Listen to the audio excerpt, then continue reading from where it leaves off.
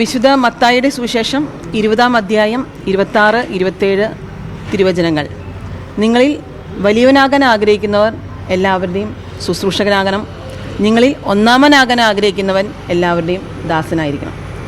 ആ ഒരു തിരുവചനം ഉൾക്കൊണ്ടുകൊണ്ട് ഞാൻ നമ്മുടെ തൃശ്ശൂർ കോർപ്പറേഷൻ കൗൺസിലുള്ള എല്ലാവരുടെയും കക്ഷി രാഷ്ട്രീയ ഭേദമെന്നെ എല്ലാ കൗൺസിലേഴ്സിൻ്റെയും ദാസിയായിരിക്കാൻ ഞാൻ തയ്യാറായി കൊണ്ട് തന്നെയാണ് ഈ സ്ഥാനം ഏറ്റെടുത്തിരിക്കുന്നത്. അതിൻ്റെ കൂടെ തന്നെ ഞാൻ ഗാന്ധിജിയുടെ ഒരു ആപ്തവാക്യം സൂചിപ്പിക്കുകയുണ്ടായി. വിനയമില്ലാത്ത സേവനം അത് സ്വാർത്ഥതയും അഹന്തയുമാണ്.